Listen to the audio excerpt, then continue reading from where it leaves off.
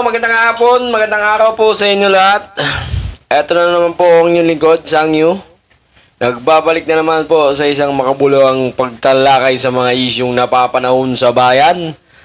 Ang inyong lingkod po, Sangyu man. Yes, what's up? Eto na naman, Bato. Nagsalita na. Di ko alam kung anong na namang pinagsasabi nito. Eh di manggulo kayo! Why not? Gago! Game! Ang gigigilan ng gusto dyan. Dahil sa inustisya na ginagawa nila. Inhostisya? Ni dating Pangulong Rodrigo Duterte na walang kinalaman si Pangulong Ferdinand Marcos Jr. sa umano'y Inhostisya na ginagawa nila? International Criminal Court. Eh sabi na mismo ng phone mo, walang kinalaman si Bongbong Marcos. Sa inhostisya ang pinagsasabi mo. Walang kinalaman si Bongbong Marcos sa pag-iimbestiga ng International Criminal Court. Kung saan man ang galing yung mga ebidensya na kinakalap ngayon ng ICC o kinalap nila noong hindi pa naaresto siyang puon mong si Digong, eh nanggaling mismo sa mga bunganga ninyo. Bunganga ng amo mo, bunganga mo mismo. Bunganga ng mga kaalyado nyo. Nanggaling mismo yung mga ebidensya na yun, tahimik lang na gumagalaw ang ICC. Sabi na mismo ng iyong poon na walang kinalaman si Bongbong Marcos sa pag-iimbestiga ng ICC, Tuantonik.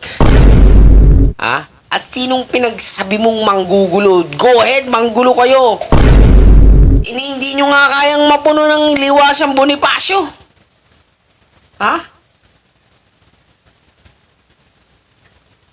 Luneta nga yata. Ano ba mas mali? Luneta o yung liwasang Bonifacio? Baka kaya nyo lang punuin yung Ligarda. Ano lang mo, yan na po yung mga pinagsasabi nyo nung hindi nyo kayang mag-recruit. Una pa lang kasi, inuhuli pa lang, pinupusasan pa lang, EDSA na kayo no? Nung walang nakinig sa inyo na walang gustong sumama sa inyo maliban sa mga DDS. Ngayon, ang sinasabi nyo na tahimik kayo, tahimik. Kasi ayaw natin manggulo. Kasi magde-declare sila ng martial law. Eh di, bakit hindi nyo guluhin? Bakit hindi nyo gawin? Kung kaya nyo. Gago! Diba? Yung mahina ka na, wala ka nang ma-recruit, maliban sa mga DDS. Gago! Eh, ang binabaliktad mo na ngayon. Yun tayo wala na kayong ma-recruit na isang 1,000, kaya nyo siguro. Wala na kayong makuhang milyon. Kasi nga, dahil sa mga pinagagawa nyo noon, iniiba nyo na yung usapan. I'm appealing to you kahit galit na galit ka. Maraming nagalit na DDS, pero hanggang galit lang, wala kayong nagawa. Wala. Huwag mo akong paandaran, Senator Bato de la Rosa, Dahil pag naglabas ng warrant ang ICC, i-cover kita. Gago! I-cover kita at ilalive kita. Tandaan mo yan. Nantet. Hindi nyo kayang mapumuno ng isang stadium, okay? Basketball court na maliit, pwede. Yung pinagawa na basketball court doon, pinagawa ni Basti sa Davao, malamang kaya nyo punuin yun. Gago! Yahoo! Tingnan mo tayo. ako pa rin na nakikiusap sa inyo. I am appealing for your sobriety. Sobriety. Sana kalma lang tayo.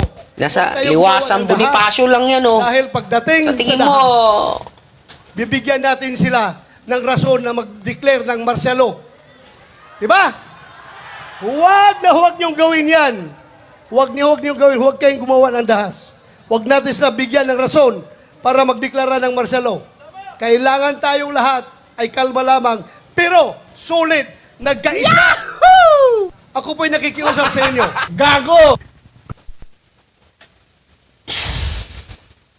anyway, ikarapatan naman niyang magsalita ng ganyan. Pero, is on appealing, di ba?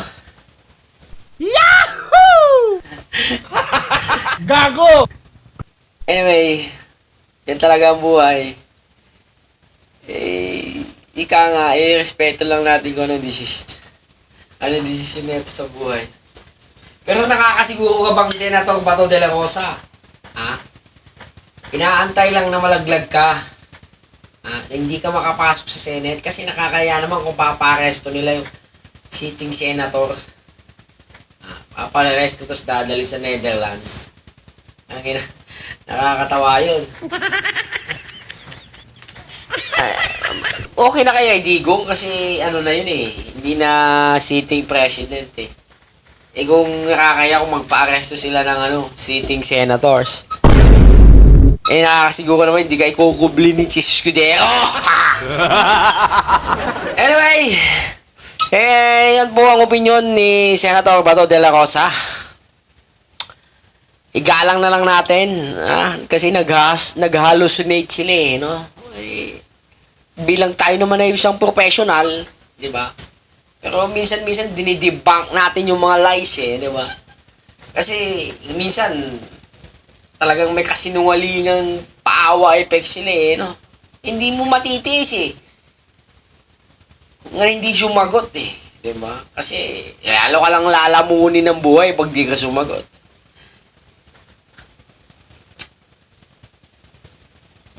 Yan talaga ang buhay. Ika nga nila weather lang, 'di ba? Etong si Bato, 'di ba? Parang si Trillanes noong mga 2016, 'di ba? Si Trillanes na nagsasalita rin din sa mga pagtitipo ng mga mga supporters ni De Lima, supporters ng mga Ocho Derecho, 'di ba? Nagsasalita rin si Trillanes noon eh. Ganyan-ganyan din, 'di ba? Sabi niya, hindi kayo forever dyan sa pwesto. Diba? Hindi lahat ng araw ay sa inyo. Ngayon. Diba? Nabaliktad. Si Bato naman ngayon na nasa entablado para magkumontra sa administrasyon. Kasama na si Trillanes doon. Kaya, talaga ang buhay. Swap-swap lang. Gago! Ilamang. Hanggang sa muli. Adios! Gago!